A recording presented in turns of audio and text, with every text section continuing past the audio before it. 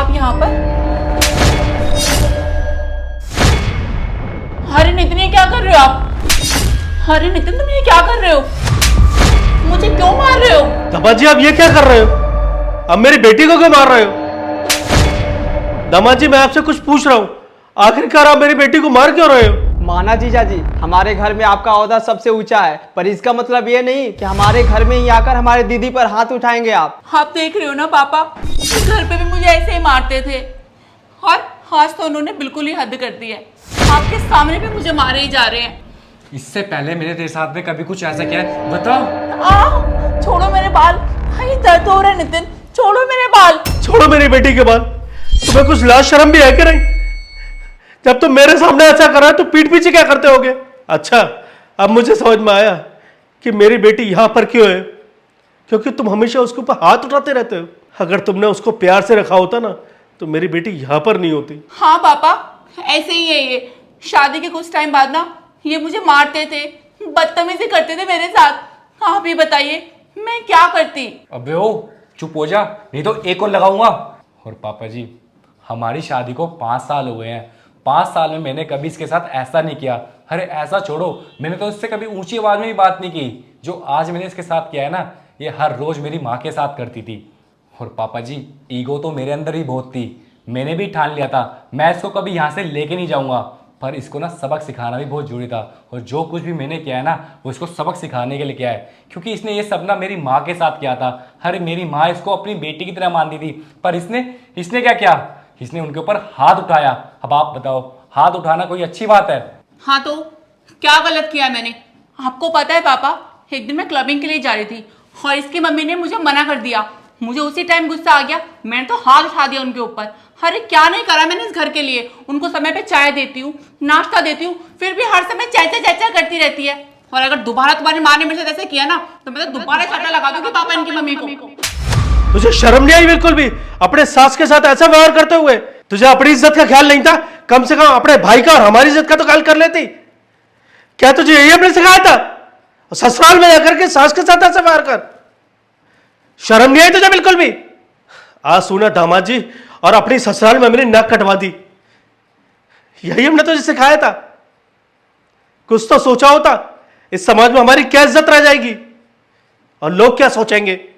मुझे तो शर्म आती है तुझे अपनी बेटी कहते हुए।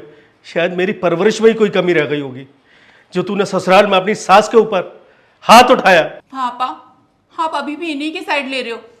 इन्होंने तो मुझे चांटा भी मारा है। अरे क्या गलती थी मेरी माँ की? वो तुम्हें अपनी बेटी मानती थी, इसलिए वो रोक टोक करती थी तुम्हारे ऊपर। अगर वो तुम्हें अपनी बेटी ना मानती ना तो उन्हें कोई मतलब नहीं होता तुमसे, ना कोई रोक टोक करती। जो तुमने किया है ना उनके साथ में, वो बहुत ज्यादा गलत किया है। जो काम तुमने मेरी माँ के साथ किया और वही काम मैं तुम्हारे पापा के साथ में करूं तो तुम्हें बुरा लगेगा ना? अगर मैं इनका भी चाटा मारूं तो तुमने मेरी माँ के साथ में क्यों किया? और पापा जी मैं मानता हूँ मेरा तरीका गलत था, पर मेरी इंटेंशन गलत नहीं थी। इसमें गलती आपकी भी है। 2 महीने हो गए आपकी बेटी आपके घर के अंदर है, आपने कभी ये जानने की कोशिश नहीं करी ये ससुराल छोड़ के यहाँ पियर में क्यों है?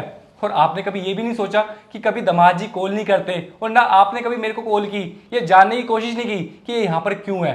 और पापा जी मैं ना आपको, आपके परिवार को अपना परिवार मानता हूँ, पर जो आपकी बेटी है ना, इसने कभी भी मेरी माँ को अपनी माँ की तरह नहीं समझा, ना मेरे परिवार को अपने परिवार की तरह समझा। दामाद जी मैं आपसे माफ़ी मांगता हूँ, मेरी बेटी से गलती हो गई। हालांकि मेरी बेटी की गलती माफ़ी के लायक तो नहीं है, लेकिन क्या करूँ, एक बेटी का बाप हूँ, उसे बहुत लाड़ प्यार से पाल पोस करके बड़ा किया है।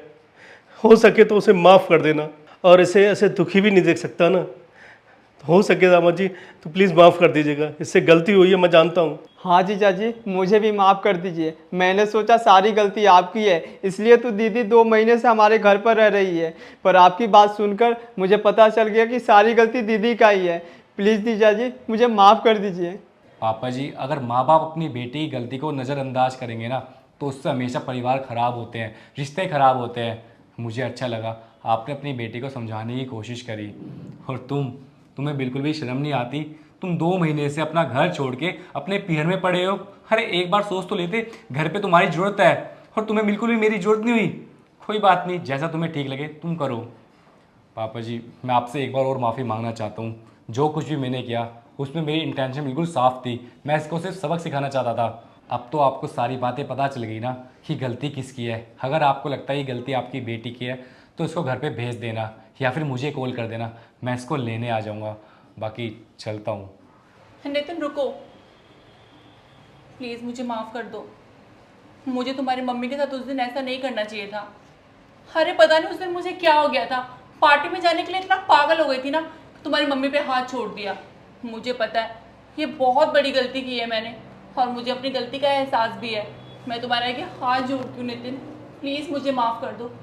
मैं तुम्हें वादा करती हूँ आगे से कभी भी कुछ भी ऐसा नहीं होगा। प्लीज़ मुझे अपने साथ लेके चलो, मैं मम्मी का बहुत अच्छे से ध्यान रखूंगी। दामाद जी, ये आज के आज और अभी आपके साथ जाएगी।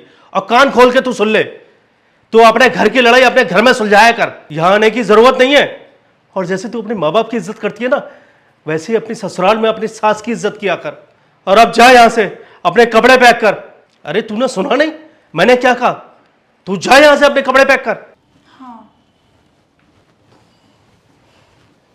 आप दोनों बैठिए ना, मैं चाय बना के लाता हूँ। आइए दामाद जी, प्लीज बैठिए।